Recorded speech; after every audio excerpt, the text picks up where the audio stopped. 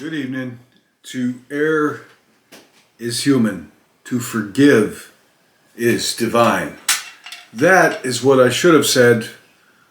Well, actually, I take that back. On my video I made last night on why do ghosts wear clothes, I didn't name anybody by name, but I said the saying, to err is human, to sin is divine. Actually, the original for that is from Alexander Pope, an English poet who wrote an essay on criticism, part 2, in 1711. He wrote in that essay, he wrote, to err is human, to forgive is divine. And that's not what I said. And you know, of all people, I should know this. I have a master's in arts to teach English in New York State, and my study was British Romantic era poets, you know, of that type. Alexander Pope and others, Coleridge. And at some point in my life, I must have heard it wrong or put it together in my head wrong. Because I've thought for years that the quote is, to err is human, to sin is divine. And I had it wrong. It's to forgive is divine by Alexander Pope. But actually, we'll just say to err is human, to sin is divine by Tim Shank. That's a quote from me. Because actually that saying holds some weight too. Better than these candles. Because I thought about that years ago. It didn't really seem to make sense. And so I was trying to figure it out a long time ago, years ago. I had my master's to teach English 20 years ago. So it's probably, a couple decades ago. I was thinking about, to err is human, to sin is divine. What does it mean by that? And I put it together this way, and I hold to this. To err, which I took to make a mistake. It's human to make mistakes. But the word err, E-R-R, can also mean to transgress against somebody. To make a mistake doesn't require forgiveness. I'm supposed to pick you up from work, and you're waiting outside in the cold for me to pick you up from work, and I think I know a shorter way to get there, and it turns out to be a longer way to get there, and you're standing out in the cold for 30 minutes. I made a mistake. Does that require forgiveness? I don't think it does. I don't think it does at all, That's a mistake. For me to steal something, or to do something like that, a willful thing, knowing that it's wrong, that's when it becomes a sin, something requiring forgiveness. When you do something that you willfully know to be wrong to somebody you know, maybe somebody you work for, but at some level they would not want you to do that. That's what makes it wrong. Would they want you to do that if they were in your presence? If the answer is no, they would not, then it's wrong. You're not supposed to do it. If it, in a situation, whether it be a friend or a spouse or somebody you work for, somebody you're in a relationship, working, family, personal, whatever, friendship, it makes it a sin, a transgression that requires forgiveness when you do something knowing that they would not want you to do that, and even if it's for no good reason other than your own gain. If you're doing something that you don't think they would want you to do, but you think it's something for their own good, that's where you get into some gray area. That happens quite a lot. So I thought about it. To err is human. This is true for certain. To sin is divine. And I put it together to mean, well, because Adam and Eve ate from the fruit, which is why it came into play in my previous video, Why Do Ghosts Wear Clothes? I talk about that, the scene at the Garden of Eden.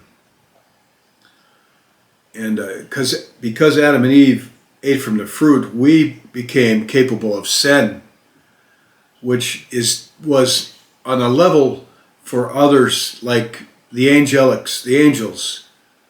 I think the angelic fall happened before mankind. I'm to believe that the fall of the angels that were cast out of heaven predates the Garden of Eden, or the advent of Adam and Eve and us. So to sin was of an order divine of heaven, God, the sons of God, the angels, and when when Adam and Eve partook of the forbidden fruit of knowledge, we entered that order, a place we didn't belong. It would take the blood of Christ to make it right. But, so I took it to mean to err is human, but to sin is of an order that we entered into that we really weren't suited for. To sin is divine. Because do angels make mistakes? I doubt it. Did they sin? Some of them sinned against God, and God punished them. So I believe it's RJ, one of my viewers of this channel, pointed out that it was Alexander Pope who wrote in 1711, to err is human, to forgive is divine. So that is, thank you RJ for that. I really strive not to make mistakes on this channel, because most of what I say here requires quite a leap of faith, up to the point maybe a leap of imagination to even believe. But I've never said anything deceitful on here intentionally. Any of my stories of the paranormal or God and the angels and things, I didn't make any of that up. A lot of that stuff happened a long time ago in my life, and lately I want to say, I've said this a long time. I said this a couple of years ago. I don't have an endless supply of these stories. I don't. And the past few years of my life have been quite a doldrums, really. Just wound up alone and just working day in and day out. Come home to my dog, and part of the reason I make these videos, keeps me company, gives me something to do. But I don't mind sharing things that are personal, and I don't blame people that would mind. I question myself, should I really be putting myself out there like that? I think about it. What have I got to lose? Who cares? I'm not lying to you. I'm not making any of this up just to entertain. If there's ads on my YouTube channel, I did not put them there. YouTube put them there. So I'm not trying to make any money off this. It does give me something to do, and I do enjoy sharing things with anybody that just wants to tune in with the candles and all. I like the candles. And my brother Ray didn't like the candles, and he thought they were pretty dumb. And I was going to get rid of them, but enough people said, no, keep the candles. So another friend thought it looked churchy. I could see that. They're just candles. I could just turn the lights on, and you're going to get the glare off the top of my head. But hey, there's a new quote. I'm not Alexander Pope. I'm Tim Shank. And to err is human, to sin is divine. And to sin, we require the forgiveness of God, or it could be the forgiveness of others. But animals don't sin. We do. The angels can, and we can. So that means, that's how I took it, to mean, oh, well, the sin is divine. It puts us in a class, a different need, too, of forgiveness and the atoning blood of Christ, ultimately, for us. So, to err is human, to sin is divine by me. That's my quote. And it ties into my message. Actually, was it an accident? Yeah, but it does work. It ties into my message on the why do ghosts wear clothes. So that's all I wanted to say was that, and I've got some more stuff on that. Why do ghosts wear clothes? I mean, I've written this out, so I think there's 3 more chapters for me to cover, and then I'm done with it. And I don't know where I'm going with this channel after that, honestly. So I've got a couple more I want to finish on the topic of forgiveness.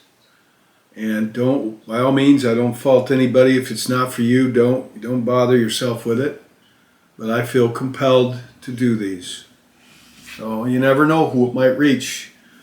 Sometimes I get a message from some stranger that watched one of my videos from years ago that, YouTube, you post a video and people watch it, then it just kind of disappears, settles down into the internet murky depths, wherever the old internet content goes.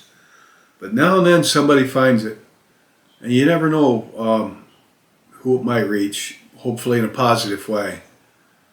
So if God puts something on you to say, then He's doing it for a reason, or something for you to do. Yeah, no tea tonight. I'm on one of these.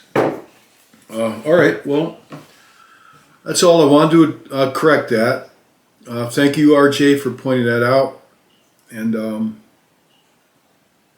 the rest of you for your comments, too. I do appreciate the comments.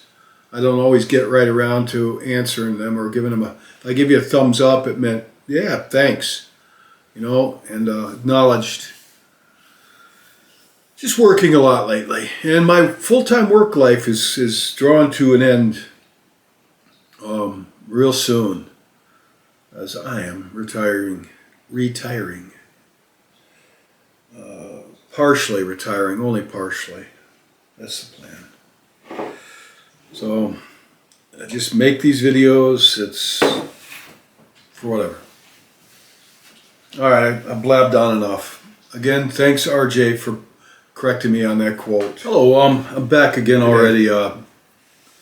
One of my viewers, Lorraine, pointed out that in the Bible, the apple tree was that Adam and Eve ate the apple off of, is called the tree of knowledge, and that is the knowledge of good and evil.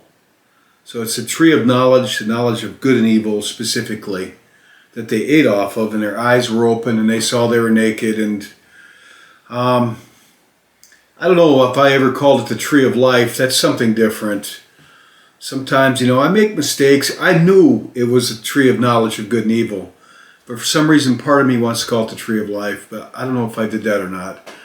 But thank you, Lorraine. I want to point out that that's the knowledge, it's the tree of the knowledge of good and evil.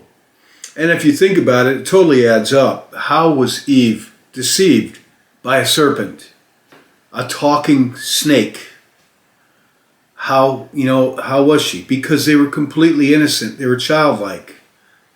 That they were completely innocent at that point in time. Completely innocent.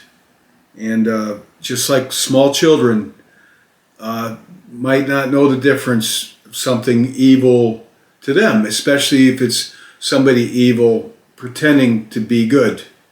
Here, have this candy, something creepy, just like the serpent. Why don't you try eating of this? And so before they ate of the apple, they were completely innocent, like totally innocent children.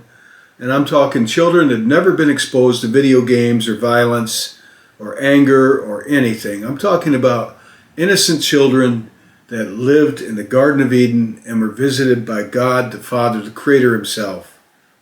That's pretty innocent.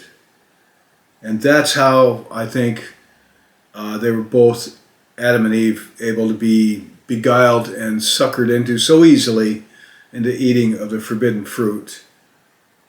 And when they did, they attained the knowledge of good and evil, and no longer had a place in the Garden of Eden. So I wanted to point that out. If I called it the tree of life at some point, it was just a slip up. I definitely know that it was the tree of knowledge of good and evil.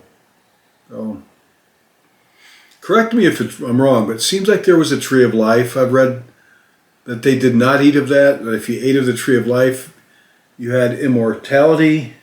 I'll tell you what, I'll check it out myself right here. Hey Google, was there a tree of life in the Garden of Eden? According to Wikipedia, according to Jewish mythology, in the Garden of Eden there is a tree of life, or the tree of souls, that blossoms and produces new souls, which fall into the Guf, the treasury of souls. Oh. Okay.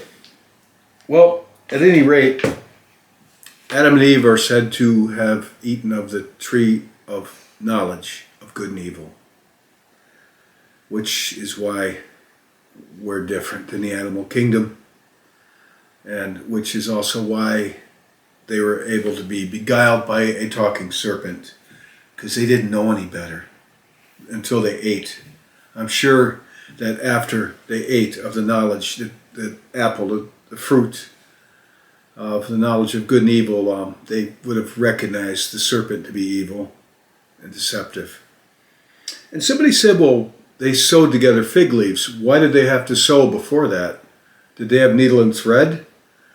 You know, you can take the Garden of Eden story literally, you can take it figuratively, or you don't have to believe it at all. I choose to believe it literally. That's my choice, act on faith. I would say that they probably could figure out how to sew together fig leaves with grapevine pretty easily. You know, I think that would be something they'd be able to figure out. So that's my spin on it. Thank you all for your insights, and don't shy away from correcting me or pointing out things. You know, as long as we're done politely. So, all right, I got a pretty thick hide. I do my best not to make mistakes on here, and lately, if I've made some errors, like I misquoted Alexander Pope on "To err is human, to forgive is divine." But mine work, "To err is human, to sin is divine," works also. That's my quote. And to clarify for certain that it was in the Bible the tree of the knowledge of good and evil that they ate from. So thank you, and that'll be all for now. Good night. Good day.